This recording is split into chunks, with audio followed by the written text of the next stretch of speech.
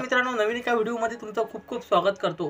शेतकरी मित्राच्या माध्यमातून शेतकऱ्याचं जे काही फार्मर आयडी कार्ड, ज्याला आपण या ठिकाणी शेतकरी ओळखपत्र म्हणतो, तर या शेतकरी ओळखपत्राच्या माध्यमातून शेतकऱ्याची जी काही शेतजमीन आहे ती आधार कार्डला लिंक करण्याची प्रोसेस महाराष्ट्र राज्यामध्ये सुरू आहे। तर बऱ्याच शेतकऱ्यांनी मागच्या महिन्यामध्ये यासाठी नोंदणी केलेली आहे, परंतु या शेतकऱ्यांनी ज्या शेतकऱ्याची नोंदणी झालेली आहे त्या शेतकऱ्यांनी वारंवार जे आहे ते स्टेटस चेक केलेला आहे आणि वारंवार स्टेटस चेक करून सुद्धा त्यांचं जे काही स्टेटस आहे ते पेंडिंगच आहे, अप्रूव्हल झालेलं नाही आहे। आणि काही जणांचं जे काही स्टेटस आहे ते अप्रूव्ह झालेलं आहे आणि त्यांना जे काही 11 डिजिट सेंट्रल आयडी सुद्धा मिळतो अप्रूव्हल झाल्याच्या नंतर, तो आयडी सुद्धा मिळालेला आहे।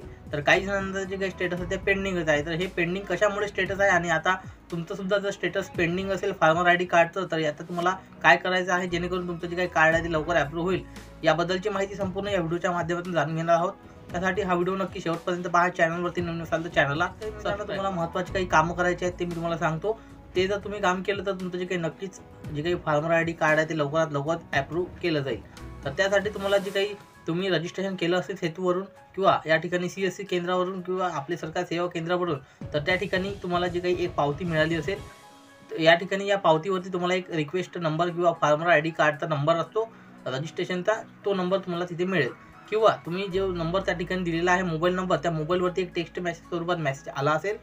या दोनपैकी कोणताही तुम्हाला एक जे आहे ते त्याची पावती किंवा तो मेसेज हे एक, आणि त्यानंतर दुसरं म्हणजे तुमचं जे काही आधार कार्ड असेल, आणि तिसरं म्हणजे शेतजमीन तुमच्या मालकीची असल्याचं दस्तावेज म्हणजे 7/12 आणि तुमचा मोबाईल। पुन्हा मित्रांनो कागदपत्र सांगतो, या ठिकाणी आधार कार्ड, त्यानंतर तुमचा 7/12, त्यानंतर तुमच्या आधार कार्डला लिंक असलेला मोबाईल 3 नंबर, आणि चौथं म्हणजे बँकेचं पासबुक। तुम्हाला न्यायचं असेल सोबत तर नेऊ शकता, आवश्यकता नाही आहे, किंवा तुम्ही याच्या जागी तुमचा आठवसुद्धा नेऊ शकता।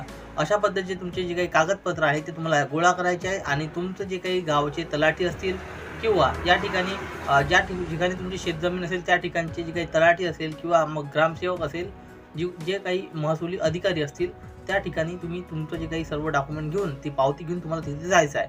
तिथे गेल्यानंतर त्यांना तुम्हाला सांगायचं आहे की आम्ही या दिवशी आमचं जी काही नोंदणी प्रक्रिया आहे आम्ही केलेली आहे, परंतु अजूनही आमचं कार्ड अप्रूव्हल झालेलं नाही आहे। तर याचं काय कारण आहे त्याची तुम्ही विचारपूस करू शकता। आणि तुमचा मॅचिंग स्कोअर म्हणजेच महत्त्वाचं म्हणजे तुमचं जर अप्रूव्हल झालं नसेल तर तुमची काही कारणं आहेत, त्या कारणामुळे सुद्धा तुमचं कार्ड अप्रूव्हल होत नाही बरेच वेळेस। यामध्ये कोणकोणते कारणं आहेत ते सुद्धा सांगतो। यामध्ये बरेच वेळेस शेतकऱ्याचं जे काही आधार कार्ड आहे यावरती शेतकऱ्याचं नाव वेगळं असते, त्यानंतर आणि दुसरं म्हणजे जे काही 7/12 आहे, या 7/12वरती जे काही नाव आहे ते वेगळं असते। त्यामुळे हे दोन्ही व्यक्ती एकच आहे का, तर याची काही जी काही कन्फर्मेशन आहे ती या ठिकाणी वेबसाईटवर होत नाही। टेक्निकल प्रॉब्लेम त्यांना जे आहे दोन्ही व्यक्ती वेगवेगळे वाटतात, त्यामुळे जे काही ऑटो अप्रूव्हल आहे ते मिळत नाही, त्यामुळे ते पेंडिंगवरती जाते। तर ते तुमच्या केसमध्ये सुद्धा अशा पद्धतीचा प्रॉब्लेम आहे का, तुम्हाला चेक करायचा आहे तुमच्या आधार कार्डवर स्पेलिंग आणि नाव आणि जे काही 7/12वरती नाव आहे ते व्यवस्थित आहे का ते पाहायचं आहे। असं जर असेल तर काही प्रॉब्लेम नाही, सेम असेल तर, परंतु वेगळं जर असेल, यामध्ये काही तफावत असेल तर तुम्हाला जे काही दुरुस्त आहे ते लवकरात लवकर करून घ्यायचे आहे। एक तर तुम्हाला आधार कार्ड दुरुस्त करायचं आहे किंवा मग 7/12 दुरुस्त करून घ्यायचं आहे। दोन्ही तुम्हाला सेम असणं गरजेचं आहे। 7/12ला आधार कार्ड सारखं तुम्ही करू शकता किंवा आधार कार्डला तुम्ही 7/12 सारखं सुद्धा करू शकता। दोन्ही याची प्रोसेस वेगवेगळी आहे। 7/12 दुरुस्त करायचं असेल तर तलाठी यांच्याकडे संपर्क करावा लागेल, आणि आधार कार्ड दुरुस्त करायचं असेल तर आधार कार्ड केंद्रावरती जाऊन तुम्हाला आधार कार्ड जे आहे ते दुरुस्त करावं लागणार आहे। आता हे जे काही डॉक्युमेंट मी तुम्हाला सांगितले आता, आधार कार्ड, 7/12, त्यांचं बँकेचं पासबुक असेल किंवा 8 असेल किंवा या ठिकाणी जी काही पावती आहे सेतूवर मिळालेली ती पावती, एवढे डॉक्युमेंट घेऊन तुमच्या तलाठीकडे गेल्याच्या नंतर त्यांना तुम्हाला सांगायचं आहे की आम्ही या दिवशी नोंदणी केली। बऱ्याच शेतकऱ्याचे कार्ड अप्रूव्ह सुद्धा झाले, परंतु आमचं जे आहे ते पेंडिंगच प्रॉब्लेम आहे, पेंडिंगच दाखवते स्टेटस।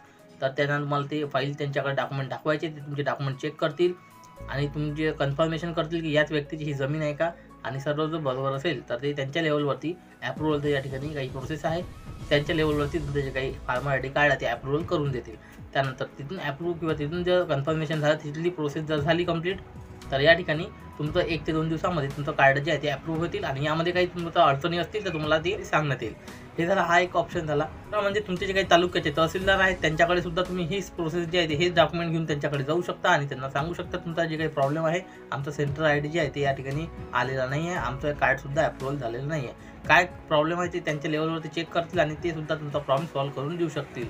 अशा पद्धतीने मित्रांनो हे 2 ऑप्शन आहेत। तुमचं सुद्धा कार्ड जर प्रॉब्लेममध्ये असेल किंवा पेंडिंगमध्ये असेल तर या पद्धतीने तुम्ही तुमचं जे काही सोल्युशन आहे ते करून घेऊ शकता। आणि त्यानंतर तुमचं जे काही कार्ड जनरेट किंवा फार्मर आयडी कार्डचा 11 डिजिट नंबर जनरेट होऊन जाईल। अशा पद्धतीची मित्रांनो ही माहिती आहे। आता या पद्धतीने तुम्हाला जे आहे ते करायचं आहे. आता बरेच जणांचं या ठिकाणी पेंडिंगमध्ये होतं, बरेच जण विचार होते की कशा पद्धतीने हे होणार आहे. त्यामुळे हे अशा पद्धतीने तुम्ही तुमचा प्रॉब्लेम सॉल्व्ह करू शकता. आता यामध्ये महत्त्वाचं म्हणजे जे काही फार्मर 11 डिजिट आयडी आहे, त्यांनी अगोदर सांगितलं होतं की हे फार महत्त्वाचा कार्ड आहे. याशिवाय तुम्हाला PM किसानचा हप्ता मिळणार नाही. तर PM किसानचा हप्ता लवकरच मिळणार आहे. त्या अनुषंगाने जे आहे आता शेतकऱ्याची जी आहे ती धावपळ सुरू आहे. त्यामुळे तुम्ही सुद्धा तुमचं पेंडिंग असेल तर आजच हे 2 काम करून घ्या. नक्कीच तुमचं जे काही कार्ड आहे ते अप्रूव्ह होऊन जाईल. किंवा तुम्ही मदत कक्ष आहे यांची सुद्धा मदत घेऊ शकता. परंतु स्थानिक पातळीवरती तहसीलदार आणि तलाठी आहे, यांच्या माध्यमातून तुमचा नक्कीच प्रॉब्लेम सॉल्व्ह होऊन जाईल. अशा पद्धतीची मित्रांनो ही महत्त्वाची माहिती होती. आपल्याला ही माहिती उपयुक्त पडली असेल असे मी समजतो. संपूर्ण व्हिडिओ पाहिल्याबद्दल धन्यवाद. जय हिंद, जय महाराष्ट्र. पुन्हा भेटू अशाच महत्त्वपूर्ण व्हिडिओमध्ये. धन्यवाद.